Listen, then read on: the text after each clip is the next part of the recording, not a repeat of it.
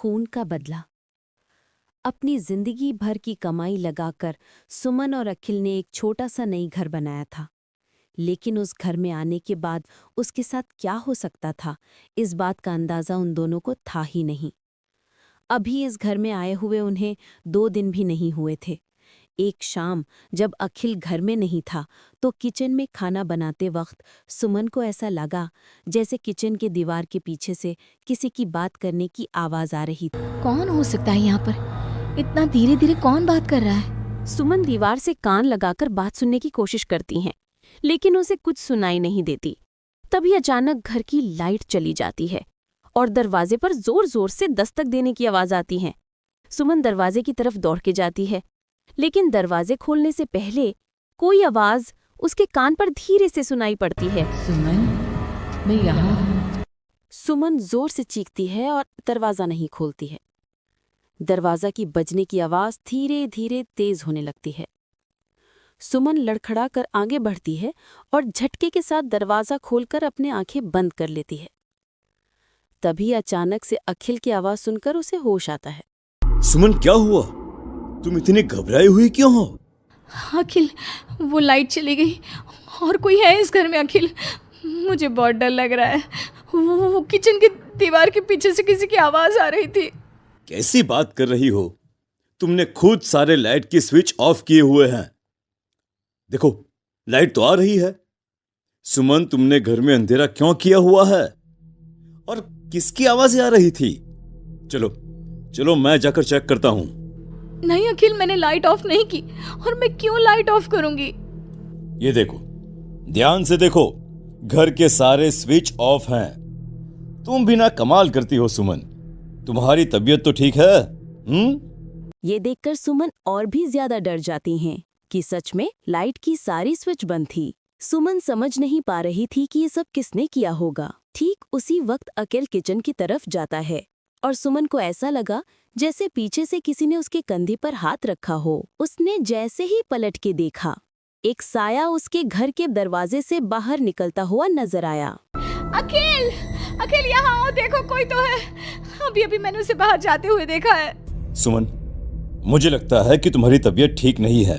अरे, मैंने किचन में भी जाकर देखा। पास वाले घर में जो लोग हैं ना, उनसे बात करने की आवाज आ रही है। एक काम करो, तुम जाकर आराम करो, मैं खाना खुद परोस कर खा लूंगा। ओके? तुम बेडरूम में जाओ। जाओ। नहीं अखिल, मैं अकेले नहीं जाऊंगी और अब इस घर में मैं एक दिन भी नहीं रहना चाहती। थोड़ी देर के बाद सुमन और अखिल दोनों बेडरूम में जाकर सो जाते हैं।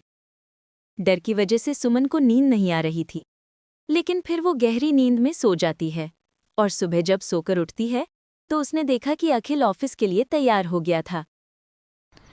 अखिल, आप कहाँ जा रहे हैं? मुझे इस घर में अकेला छोड़कर आप कहीं नहीं जा सकते। देखो सुमन, मेरा ऑफिस जाना बहुत जरूरी है। कल तुम ऐसे ही डर गई थी। अब परेशान मत हो और मैं ब्रेकफास्ट बाहर कर लूंगा। ओके? जब तुम्हारी तबीयत ठीक लगे तो तुम खाना बनाकर खा लेना। और हाँ, अगर तुम कहो तो मैं तुम्हारे लिए बाहर से खाना भिजवा दूं। नहीं अखिल, उसकी कोई ज़रूरत नहीं है। मैं अपने लिए खाना बना लूंगी, लेकिन मुझे डर लग रहा है। डरने की कोई बात नहीं है। अभी मैं चलता हूँ, तुम अपना ख्याल रखना। चलो, गुड बाय। अखिल के जाने के बाद सुमन बाथरूम में नहाने के लिए चली जाती है और शावर ऑन करती है। नहाते नहाते सुमन को एहसास होता है कि शावर से पानी की जगह खून गिर रहा था। उसने घबराकर सामने लगे मिरर में देखा और ये देखकर उसके पैर तले जमीन खिसक गई कि वो पूरी तरह सर से लेकर पैर तक खून से भीग चुकी थी। सुमन भागकर बाहर आती है। उसे अपने घर का पूरा फर्नीचर जला हुआ नजर आता है और उसकी ठीक सामने खड़ी हुई थी एक औरत जिसने दुल्हन के कपड़े पहने हुए थे। उसके चेहरे पर लंबा सा घूंघट था और उसके शरीर से खून टपक रहा था। कौन हो तुम और क्या चाहती हो मुझसे? यहाँ क्यों आई हो तुम? मैं तुमसे तुम्हारा पति चाहती हूँ। मुझे अपना पति दे दो और मैं वापस चली जाऊंगी। लेकिन मेरा पति? अखिल, मेरा मतलब तुम्हें मेरा पति क्यों चाहिए? हमने क्या बिगाड़ा है तुम्हारा? तुमने नहीं, हर सुहागन औरत मेरी दुश्मन है। और जब भी मेरी आंखों के सामने कोई औरत अपने पति के साथ नजर आती है तो मैं उसे जिंदा नहीं छोड़ती। लेकिन तुम ऐसा क्यों करती हो? और प्लीज मैं तुम्हारे आगे हाथ जोड़ती हूँ, तुम मुझे और अखिल को जाने दो। हम दोनों हमेशा के लिए ये घर छोड़कर चले जाएंगे। अब ऐसा नहीं हो सकता। एक बार जो इस जमीन के आसपास से गुजर जाता है उससे फिर हमेशा के लिए मेरे साथ इस जमीन के नीचे मेरी दुनिया में चलना पड़ता है। और तुमने इस जमीन के ऊपर अपना घर बनाकर अपनी दुनिया बसाने की कोशिश कर ली।